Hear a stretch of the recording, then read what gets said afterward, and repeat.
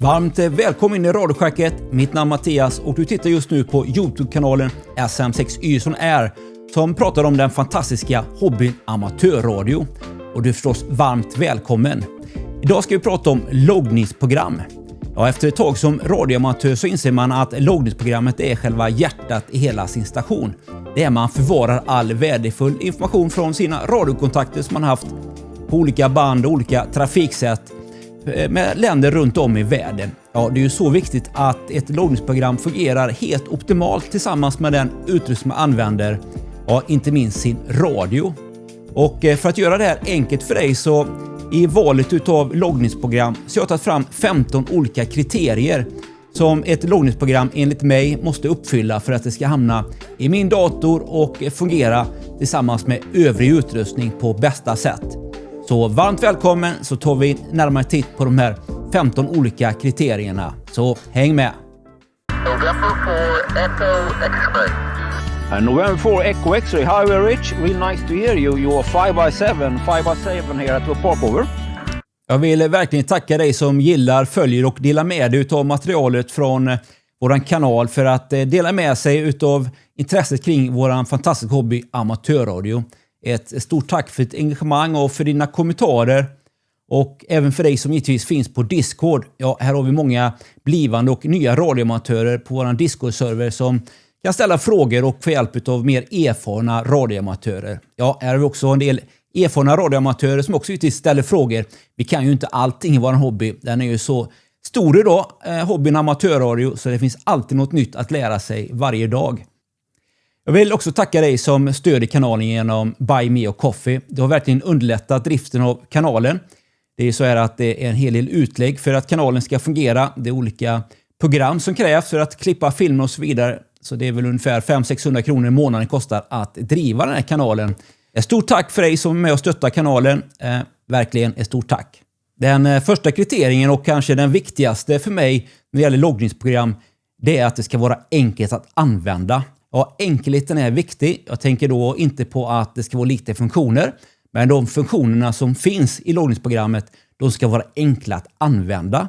Och det ska ge en bra översikt. Det är ju väldigt viktigt att det är en tydlig översikt och att siffror och bokstäver syns. Och att det är lätt att navigera så att man kan hantera loggningsprogrammet i stress. Ja, när vi får pile-upper och med om mycket händelser, man ska justera sin radio och ställa in filter, ja, då måste verkligen loggningsprogrammet vara enkelt och intuitivt så att det går snabbt och smidigt att logga. Så enkelheten tycker jag är nog prio 1 när det gäller valet utav loggningsprogram. Riggstyrning är A och O i ett loggningsprogram. Ja, det är ju väldigt viktigt att man kan koppla sitt loggningsprogram tillsammans med sin radiostation och använda alla funktioner man vill ha på ett väldigt enkelt sätt. Och ja, det är väldigt viktigt för mig att riggstyrningen fungerar på sådant sätt så att alla funktioner med radio kan användas. Det är ju ingen idé att man köper en dyr radio om inte loggningsprogrammet kan hantera alla funktioner. Ibland så kräver vissa loggningsprogram att man har en separat loggstyrningsprogram, en separat CAT-kontroll, och det är ett big no-no för mig. För att ja, rätt som det är så ska något av de här programmen uppdateras och så fungerar det inte och så ägnar man timmar åt att lösa detta när man istället ska använda tiden till att köra radio. Så en helt fungerande riggstyrning som fungerar perfekt med sin radio, det är absolut A och O för att loggningsprogrammet ska kunna vara navet i sin station. Efter en genomförd radiokontakt så loggar man ju sin radiokontakt och då hamnar ju den här informationen i en slags fil. Och jag rekommenderar att du använder ADIF-format på den här filen, att du använder ett loggningsprogram som hanterar ADIF. ADIF-formatet är någonting som är lite grann överenskommet i amatörradiovärlden så att det finns i de flesta loggningsprogrammen. Och har det inte ADIF-formatet så skulle jag inte rekommendera den loggen. För det är det enkelt för dig att kunna hantera din logg och kunna flytta den till ett annat loggningsprogram. Att helt enkelt framtidssäkra din logg på ett väldigt bra sätt. Så jag rekommenderar verkligen ADIF-formatet. Det underlättar verkligen när man ska hantera ett loggningsprogram. Efter varje genomförd radiokontakt så vill vi kunna ladda upp våran QSO-information till de olika servrarna som finns som hanterar digitala QSL. Jag pratade om qz.com, LOTW och till Clublog. Och för mig är det ett absolut krav att mitt loggningsprogram ska kunna hantera uppladdningen och kunna göra också detta i realtid efter ett genomfört QSO. Och givetvis kunna hantera att man kan ladda ner QTFens ifrån QZ.com och LOTW.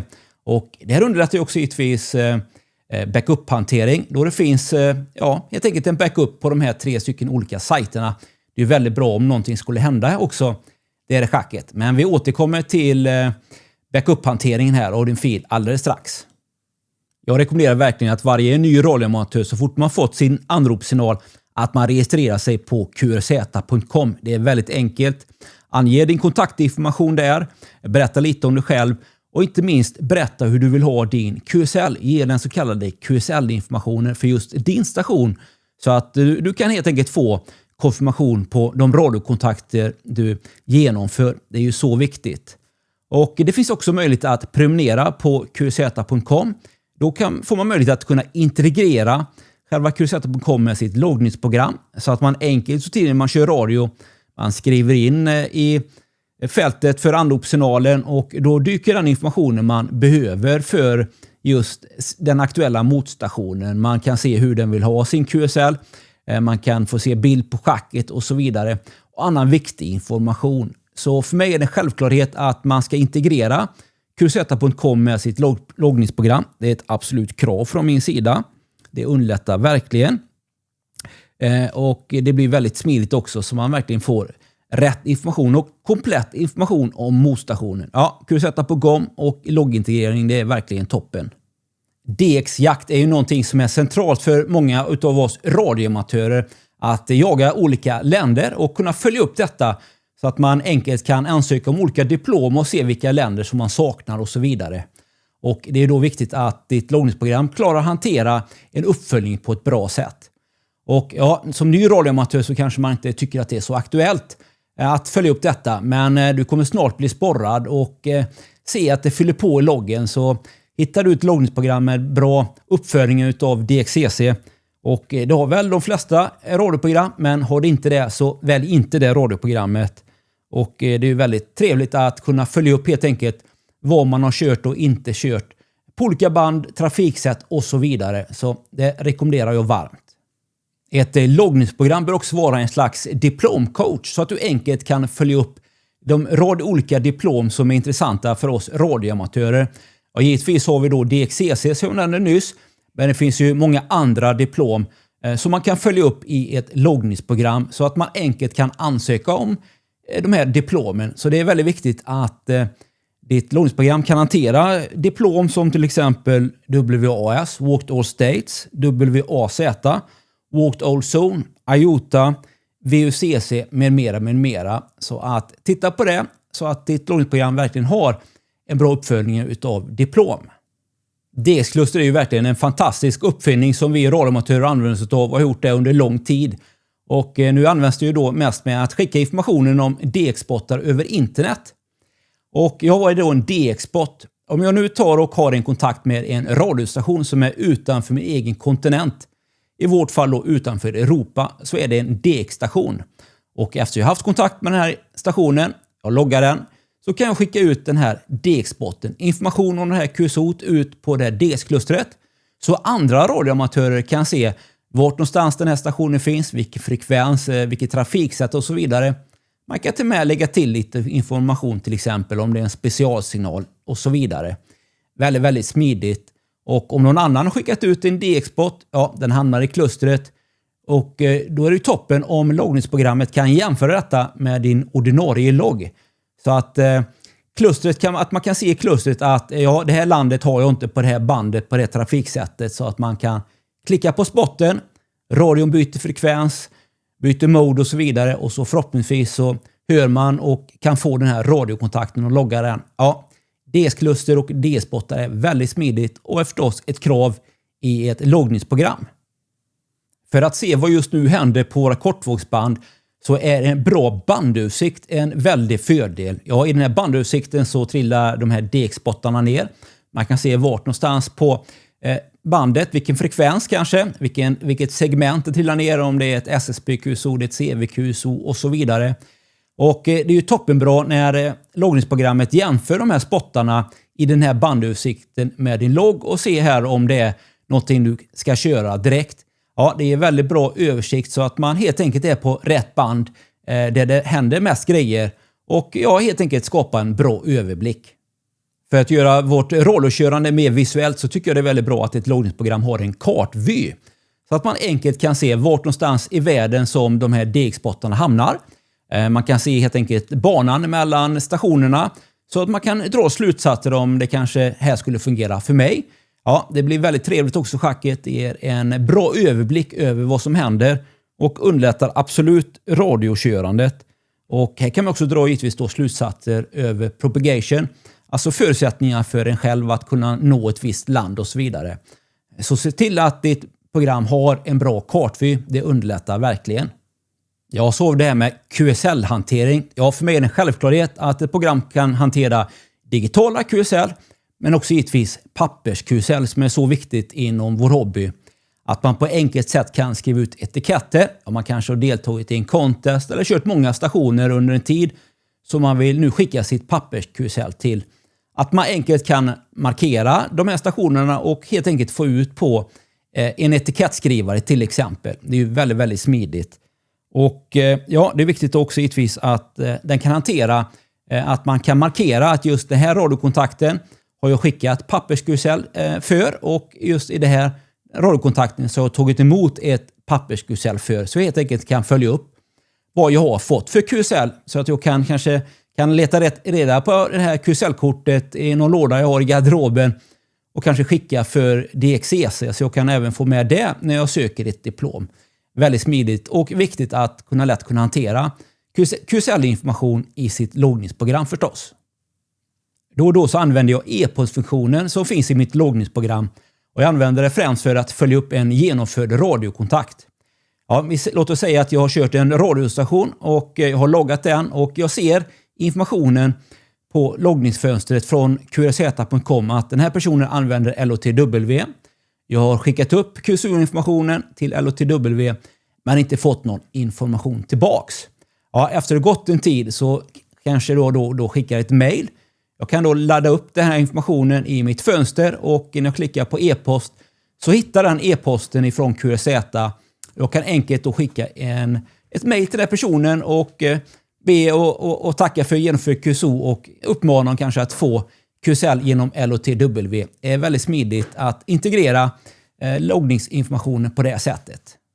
Att följa utvecklingen av sitt eget rallykörande är ju väldigt roligt och är väldigt smidigt om sitt loggningsprogram har någon slags statistik och analysförmåga så att man kan följa upp sitt radiokörande på ett smidigt sätt. Så det skulle jag verkligen vilja rekommendera för att när man får en bra översikt över sitt radiokörande så blir man också mer sporrad och jagar de där sista länderna och sista öarna och så vidare. Och det är också väldigt kul att kunna se och dra slutsatser på till exempel vad som fungerar för sin egen utrustning, vilket mode och fungerar bäst med vilken antenn och så vidare.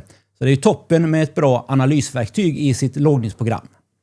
Backup och säkerhet för våran datorlogg är ju så viktigt. Det vore ju fruktansvärt om åratal av radiokörande, all information som man har kämpat ihop går förlorad. Ja, det vore ju verkligen inte roligt. Så att ha bra rutiner för sin säkerhetskopiering är ju väldigt viktigt. Och givetvis kunna förvara det på sin egen dator men på en annan hårddisk och så vidare. Själv så har jag alltid molnlagring på min huvudlogg. Den finns i molnet så att jag också kan synka mellan olika datorer.